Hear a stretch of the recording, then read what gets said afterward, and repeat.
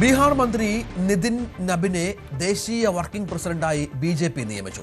നിലവിൽ നിതീഷ് കുമാറിന്റെ നേതൃത്വത്തിലുള്ള ബീഹാർ സർക്കാരിൽ മന്ത്രിയാണ്. ഇന്ന് ചേർന്ന പാർട്ടിയുടെ പാർലമെന്ററി ബോർഡ് നിയമനത്തിന് അംഗീകാരം നൽകി.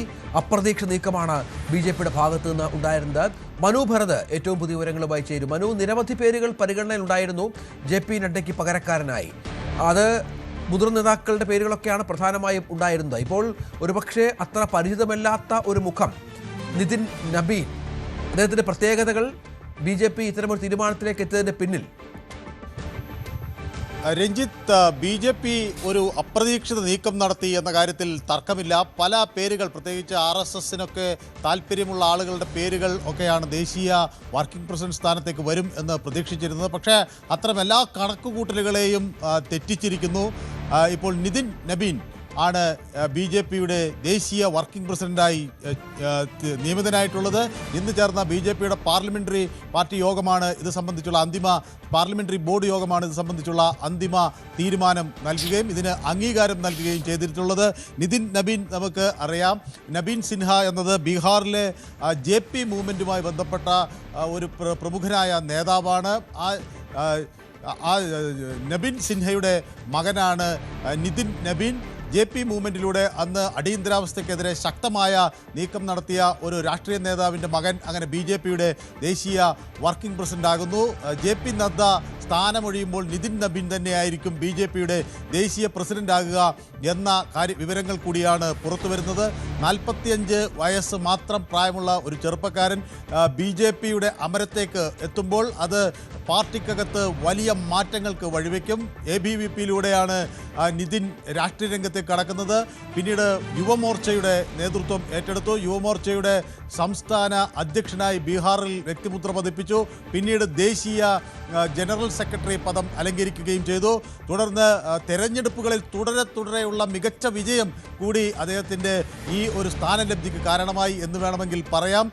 2010 മുതൽ ബങ്കിപ്പൂർ നിയോജക മണ്ഡലത്തിൽ നിന്ന് തുടർച്ചയായി നിതിൻ നബീൻ അവിടെ നിന്ന് ജയിക്കുകയാണ്.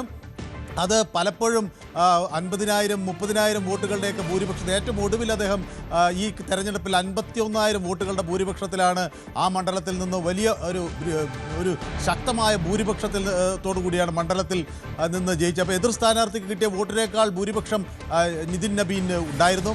അങ്ങനെ ആ നാട്ടിൽ നടത്തിയ വികസന പ്രവർത്തനങ്ങൾ, യുവാക്കൾക്കിടയിലുള്ള ശക്തി, ഭാരതീയ യുവമോർച്ചയുടെ ഭാഗമായി എടുത്തിട്ടുള്ള സംഘടനാ മികവ്, അതുപോലെ തന്നെ അദ്ദേഹം നിരവധി പരിപാടികൾ, നാഷണൽ യൂണിറ്റി യാത്ര തുടങ്ങിയ പരിപാടികൾ സംഘടിപ്പിച്ചതിലെ മികവ്, ഇതെല്ലാം കണക്കിലെടുത്തുകൊണ്ടാണ് ഇത്തരത്തിലൊരു യുവാവിന് ഒരു അംഗീകാരം നൽകിയിരിക്കുന്നത്. 2 തവണ ബീഹാർ മന്ത്രിസഭയിൽ അംഗമായിരുന്നു. റോഡ് നിർമ്മാണം, അതുപോലെ തന്നെ നഗരവികസനം തുടങ്ങിയ വകുപ്പുകൾ അദ്ദേഹം, ഇപ്പോൾ റോഡ് നിർമ്മാണമാണ് പ്രധാന വകുപ്പ്. അതോടൊപ്പം നേരത്തെ അർബൻ ഡെവലപ്മെൻറ്റ്, നഗരപ്രദേശ വികസന വകുപ്പ് കൈകാര്യം ചെയ്തിരുന്നു. ലോ ആൻഡ് ജസ്റ്റിസ് നിയമകാര്യമന്ത്രിയായിരുന്നു. അങ്ങനെ വളരെ ചെറുപ്പത്തിൽ തന്നെ രാഷ്ട്രീയത്തിൽ അച്ഛൻ്റെ പാത പിന്തുടർന്ന് എത്തുകയും പിന്നീട് തൻ്റേതായ വ്യക്തിമുദ്ര പതിപ്പിക്കുകയും ചെയ്തു. ബീഹാറിലെ ഏറ്റവും ഒടുവിൽ നടന്ന ബീഹാർ തെരഞ്ഞെടുപ്പിൽ ബി.ജെ.പിക്ക് വലിയ ഒരു നേട്ടം ഉണ്ടാക്കുന്നതിൽ ഒരു നിശബ്ദ പ്രവർത്തകനായി അദ്ദേഹം നിലയുറപ്പിച്ചു എന്നതുകൂടി ശ്രദ്ധേയമാണ്. പ്രധാനമന്ത്രി നരേന്ദ്രമോദി നിതിൻ നബീനെ ഇപ്പോൾ അനുമോദിച്ചുകൊണ്ട് ട്വിറ്ററിൽ കുറിച്ചിരിക്കുന്നു. ഈ യുവാവായ നിതിൻ നബീൻ്റെ നേതൃത്വത്തിൽ പാർട്ടിക്ക് കൂടുതൽ മുന്നോട്ട് പോകാൻ കഴിയും. കഠിനാധ്വാനിയാണ്.